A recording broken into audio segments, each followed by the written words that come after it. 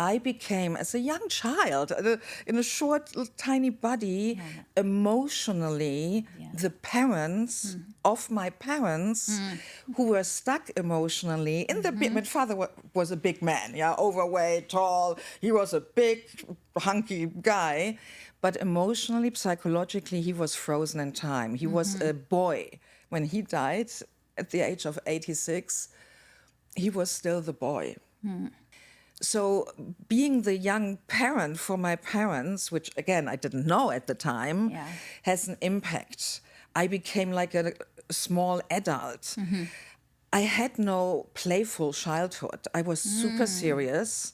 I grew up in this kind of big house. Such a paradox from who you are now. Well, I'm living now my childhood I didn't have when I was young. And I'm so grateful to live in California, where there is a cultural environment where my crazy expressiveness and my inner little girl has a safe space.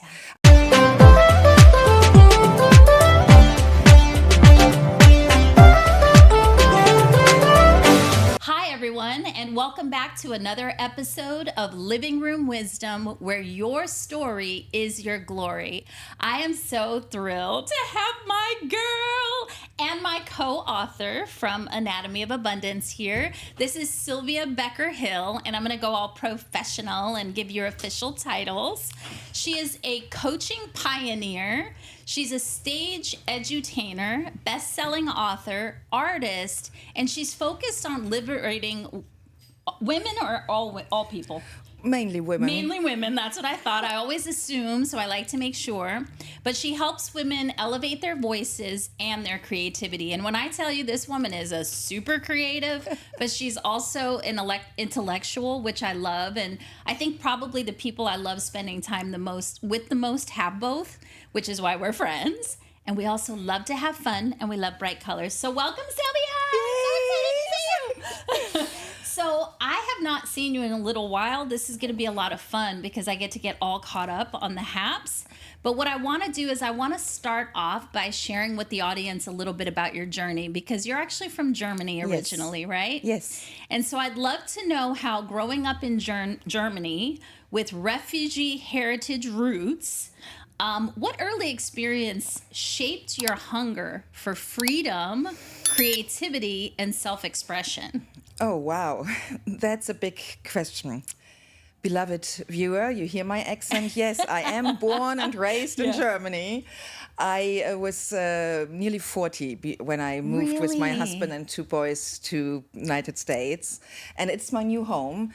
And yet the Germanness, after 40 years of being raised, and the culture and the heritage is in my pores, in my bones. So I grew up as a single child with my parents and my mother's parents, my grandparents, living together.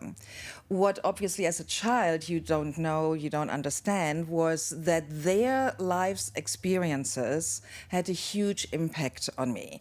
I believe now from my neuroscience research and trauma-informed research that we all, when we are born, are like a sponge. Our brain literally drinks in all the information of our environment, and our brain is not yet fully developed. So we don't make our beliefs in words yet. Those beliefs like I don't matter and all these kind of things, they come later as an intellectual explanation for emotions and for energies. So my parents were refugees. My mother grew up in a part of the very far east of the German Reich, which turned after the Second World War into Poland.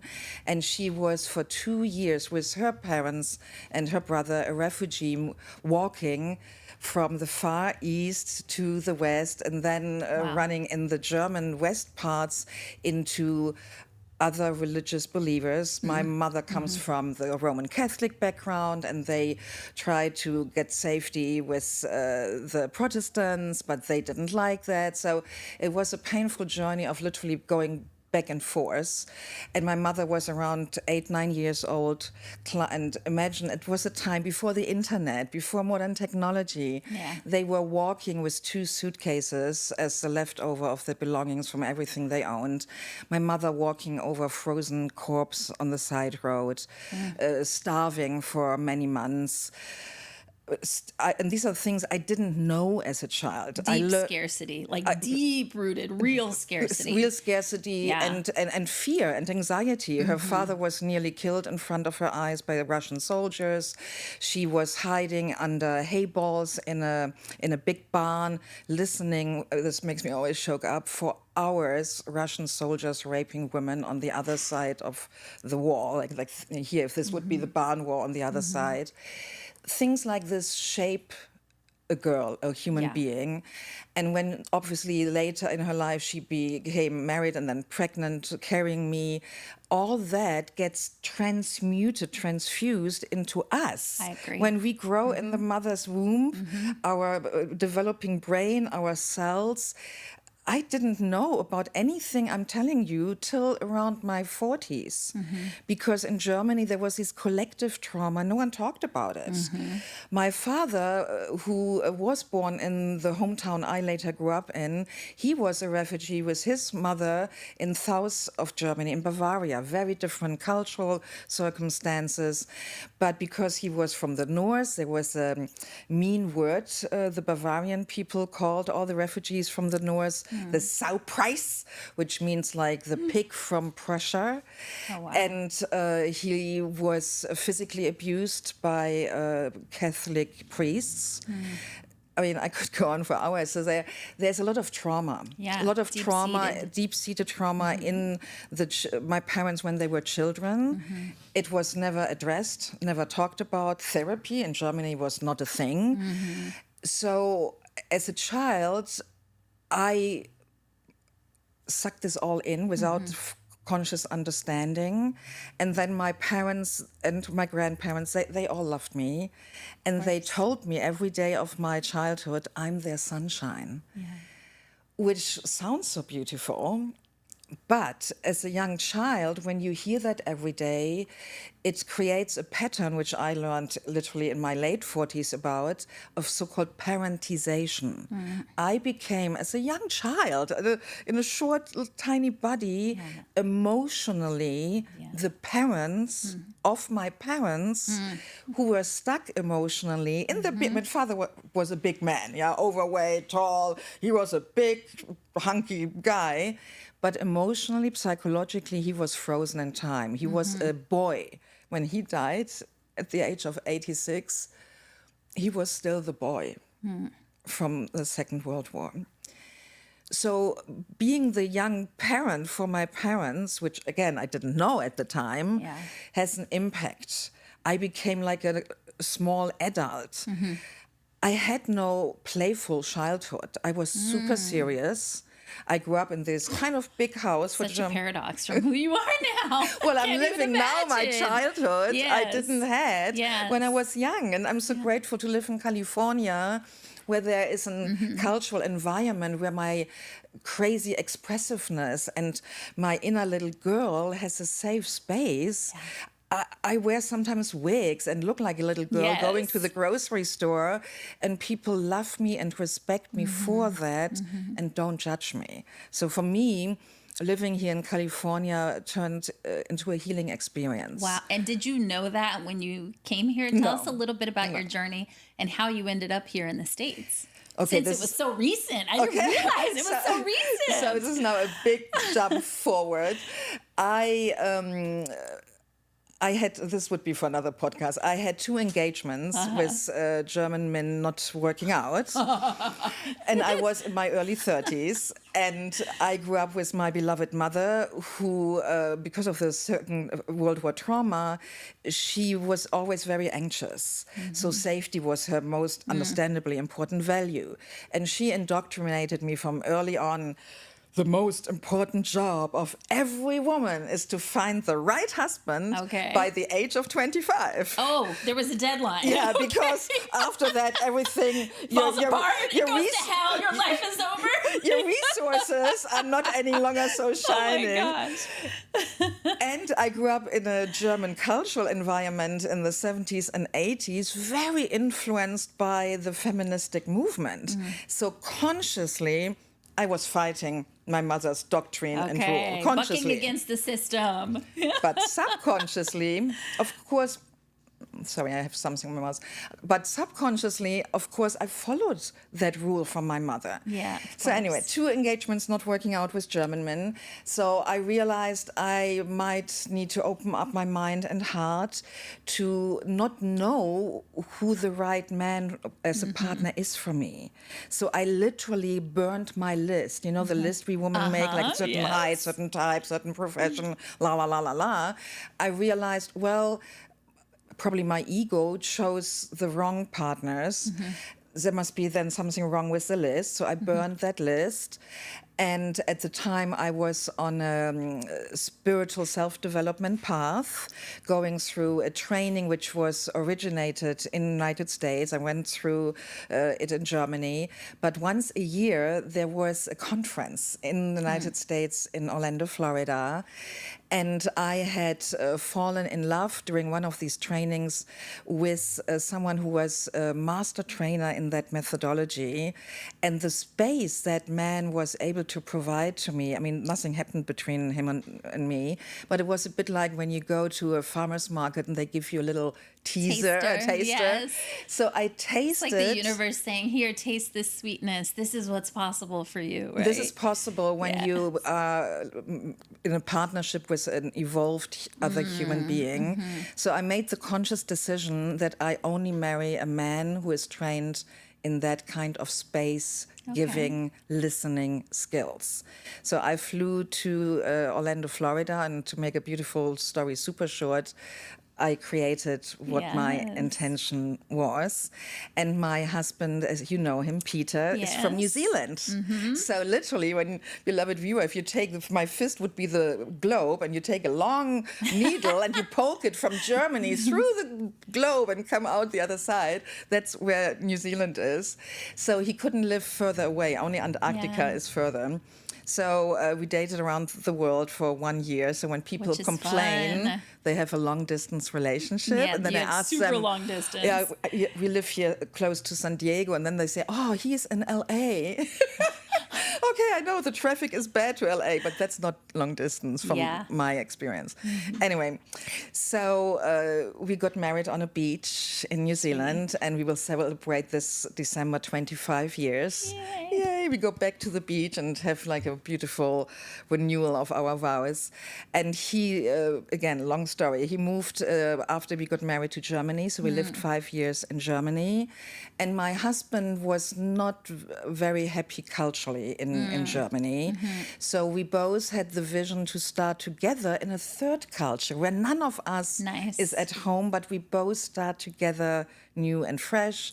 And he got a great job offer from his global IT company in Michigan. And I told him to negotiate a good deal for me as well. I knew I wanted a working visa. I can't be just wife. Right. I'm too feministic for that. I wanted to make my own money. So thanks to his good negotiation skills and his employer, we got the right visas. And we landed in Michigan with our 2 boys, both born in Germany, a toddler and a baby 3 months old. And we never, ever regretted it. Yeah, never looked back. Other things I miss from Germany, of course, German bread is the best in the world. So beloved viewer, if you have never had German bread, you go to a German bakery. And of course, family and friends. But from my own personal healing journey and spiritual evolution, I needed the distance to be able to look back at my own home country, the culture, the patterns there, to understand and do the right research to suddenly, like light bulbs going on and off, like a New Year's fireworks, to understand some strange self-sabotaging patterns in my own life, which were so irrational. I could not explain them, and I needed that distance. Yeah. I feel like San Diego is kind of like a portal because I've been here now since 2013, so however many years that is. And I swear, I come across people all the time that were drawn here, right, who embarked on some sort of healing journey and who were seeking a fresh start, myself included. And it's just always so powerful to hear those stories. I honestly believe that there's some sort of a portal here in San Diego. And so when you were speaking, there were so many points that I could really relate to. One, being a single child. Two, being the emotional parent of my mom, who was a single mom who had me at 16 years old. And just the whole journey there is so fascinating how it takes us so many years to realize that scarcity, that's deep-seated scarcity, right? That uteral trauma that we're living and somehow become conscious to, and then have to start breaking those patterns. So I want to talk to you a little bit about what that looked like for you, because in the book we talk about moving from scarcity to abundance, and you wrote about scarcity to abundance. I'd love for you to share a little bit about your chapter, but then tie that in with your journey and how you've navigated. I mean, that is cellular, right? Yeah, and you already mentioned I love science. Yes. I have 2 university degrees. You didn't bring your brain? No, I didn't, because you said there's no space for props. Brain. No, I didn't bring my brain, only this one, but not my model. She's got a brain that she runs around with. I love it. Yeah, my clients call me the lady with the brain, and I'm never quite sure if this is an insult for all other women we or can is it a always compliment. make space for the brain, just FYI for future. So for me, it was just flabbergasting. How can I, such a brilliant, intellectually genius woman who read over 10,000 books by the age of 30, 2 German university degrees, really stand in my own way when it comes to business? Marketing, sales, business growth. Oh my gosh, did I make mistakes? Yeah. Was I sometimes naive and gullible to give the wrong people way too much money? Oh, so I needed to understand what is going on. And applied neuroscience, which for beloved viewer, it's not the science about the brain where you wear a lab coat and put these electrons on people's heads. It's the next step. It's like the laboratory lab coat guys and women, they come to their conclusions and do the research and publish books and articles, which I consume like a crazy person for breakfast.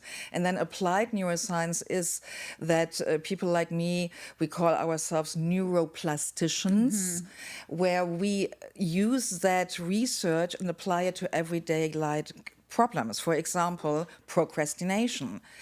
One of the most easiest, fastest ways to get client is to grab the phone and call people and talk human to human to people. Most people can't do that. I struggled with that. So why is that? What is the fear, the resistance that drives the procrastination that we are not doing what we know is the best and easiest strategy to do for what you want to do? So I drove deeply into applied neuroscience, got trained and certified as part also of my recertification with the International Coach Federation, where I was in 2002 the first German coach to be certified. So so a lot of biographical red threads I started to crochet together into a beautiful tapestry. And yet, even that had its limits, where I had breakthroughs following certain coaching protocols, brain rewiring exercises, and I had these insights. Oh my gosh, that belief comes from that situation, and now it's gone, yay. And then 3 weeks later, I saw myself doing the same stupid procrastination or not following my own intuition, trusting the wrong person.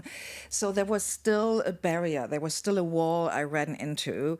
And for me, the COVID lockdown in 2020, the time that gave me the gift of a retreat, gave me the space to reconnect with my old teenage soul's dream of becoming an artist. Wow.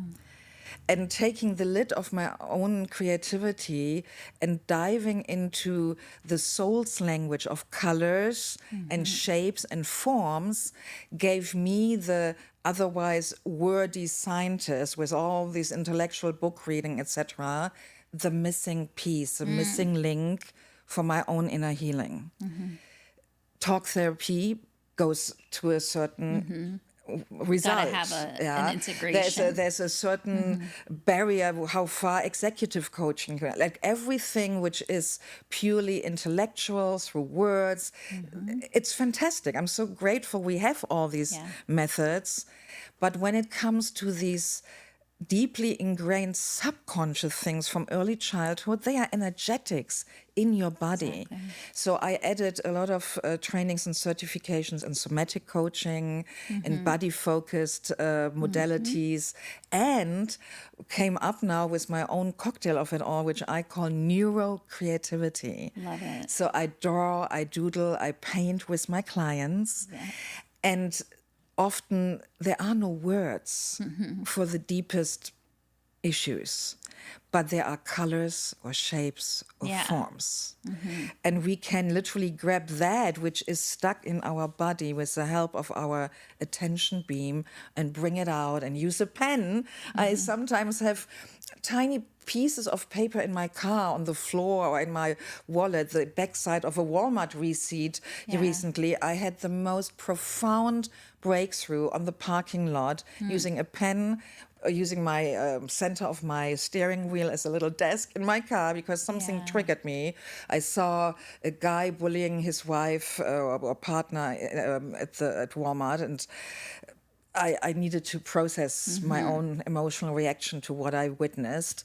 And I can now release things in under 3 minutes. Love where that. In the past, I might had needed 3 months or even 3 years. Or I mean, I released things in my 30s, so it took me 30 years to discover things and release them. And now I have trained my mind, attention, and body so much. I sense it, piece of paper and a pen. I do my own process. Boom. And your process blends applied neuroscience, somatic practice, intentional creativity, and leadership. Yes. Correct? Yes. And so for those unfamiliar with some of those things, what does that actually look like when it's applied?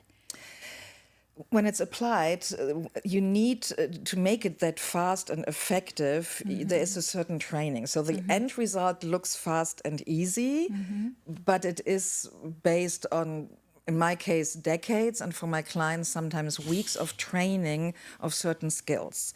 We live in a time where time is money, everything needs to be fast, and people want the magic pill. So, beloved viewer, sorry, I don't have a magic pill, but I have a process that works. And to make it work, you need to train, which everyone can do, certain skills. The first one is to distinguish between thinking, feeling, and sensing. Okay. Most people don't do that. Simple, sounds simple. Sounds so simple. Got it. But these are different energies. When you think, beloved viewer, follow me along, 3 plus 8 multiplied by 2 at 18 and subtract 3. By following and trying to solve that mathematical riddle, where's your energy? For most people, it's here. It's above the shoulder. That's thinking. And that's where most people function, and in my experience. And most stuck patterns in our life, you can't outthink them. You can't release them through thinking. So you need to be able to stop that whole mind chatter and drop with your attention into your body. And that sounds so simple, but in our busy, overly triggered polyvagal system activated anxious environment, a lot of people struggle with that.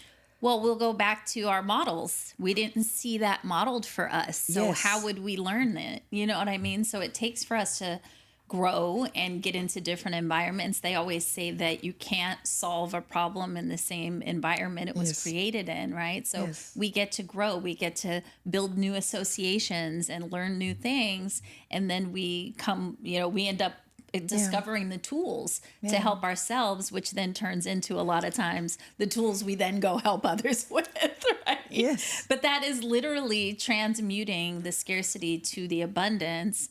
And you're doing that with a lot of great modalities. I do have another question for you. What is the relationship between creative self-expression and leadership identity? Right? And how can women leverage this to embody abundance? I've been talking a lot about embodied abundance, which is exactly what you just broke down for us. So if you could just speak to that. Yes. Everyone, beloved viewer, is creative. Everyone. Yeah, this is just, and it's not even a birthright. It's something natural. It's part of our biology, of our brain and our body.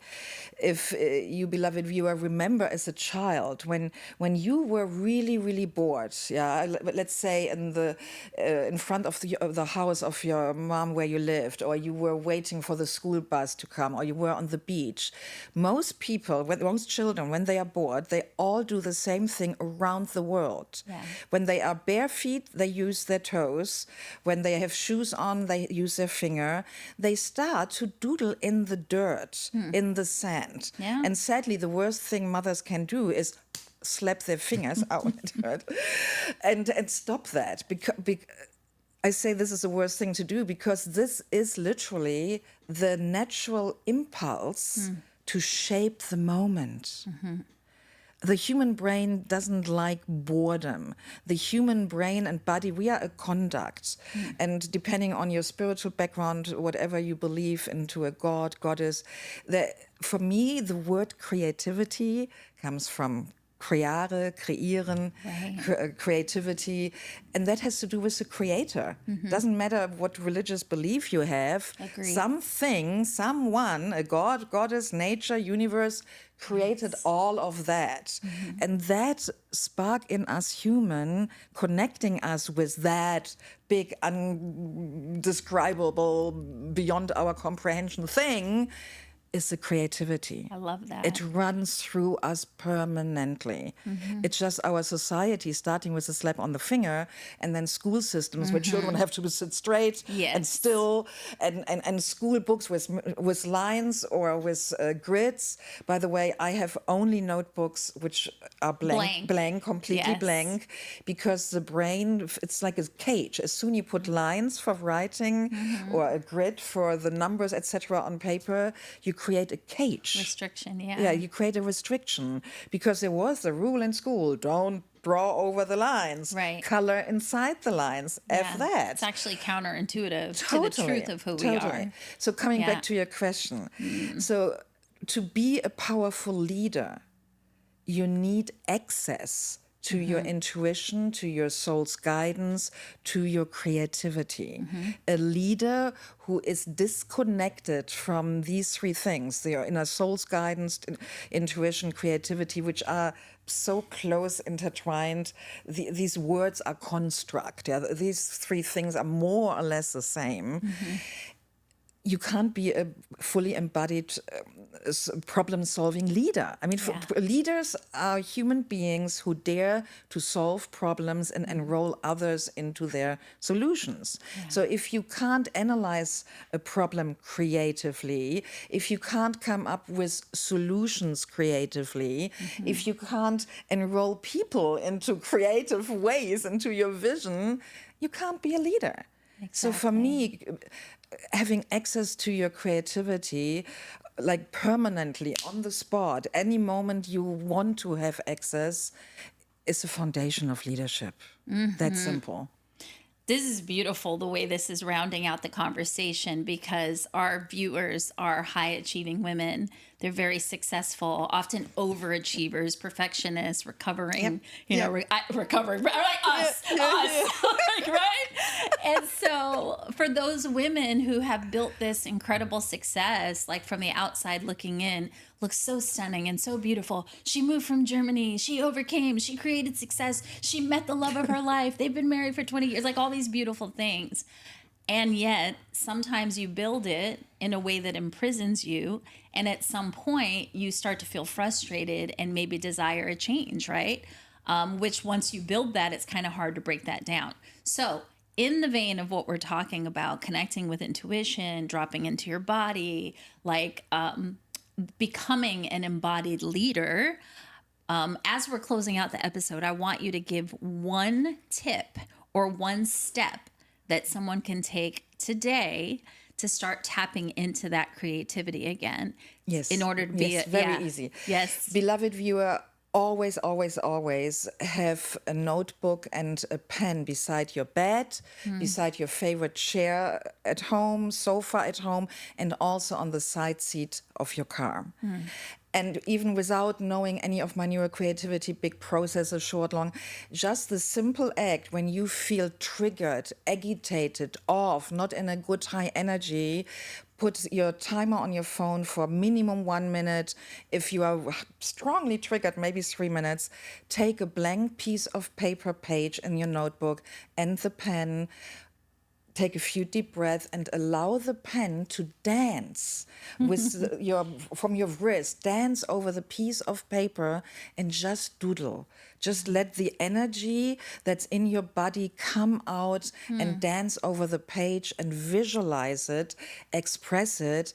And I promise you, it will calm down your nervous system, polyvagal, if anyone here is familiar with that. You switch from the sympathetic nerve to the parasympathetic one. If someone would put electrons around your head, you could measure that your brain waves are dropping deeper, that your energy becomes more calm, and whatever bothered you, I can't tell you that this simple thing will solve all your life problems as a magic pill, but in that moment, it gets you out of this monkey mind chatter, out of the agitation. And for someone, I have some health issues. My heart is not the best. I'm working in the moment on regulating my blood pressure with non-medication, creative methods, etc. I can sense when I doodle how my pulse goes slower and this kind of build-up anxiety in my chest. Releasing. Oh, it makes me think of when we're a child. When we're a child, we have the tools to self-soothe, to calm our nervous system, like all of these things I believe we're born with. Yes. But like you said, they're with kind of beat out of us. You're right? outside and you're bored and you take your stick laying around and you start doodling in the sand with a stick. Yes. So how can our viewers connect with you? Where do you hang out? Website, Instagram? So something really nice. According to Google, I am globally the only Sylvia Becker-Hill. Well, okay. And Sylvia spelled with S-Y. So that makes it really easy. I am on LinkedIn, Instagram, and Facebook, not on other platforms. These 3 are enough. And my webpage, I have 2. One is more my corporate coaching, neurocreativity focus, becker-hill.com. And the other one is more on the painting side. I do locally in-person painting play shops. People are begging me to go more online after I recovered from burnout and realizing that too much online digital Zoom living was part of the reasons I burned out. Yes. I'm sorry, I'm in the moment refusing to do that. So I'm in person painting with women to show them how to access their creativity in the moment and to liberate themselves from things where school medicine or classic therapy or even classic coaching don't have the answers because the issues are underneath the intellectual verbal level. And this is where art and art making is so wonderful. It's the language of the soul. Yeah.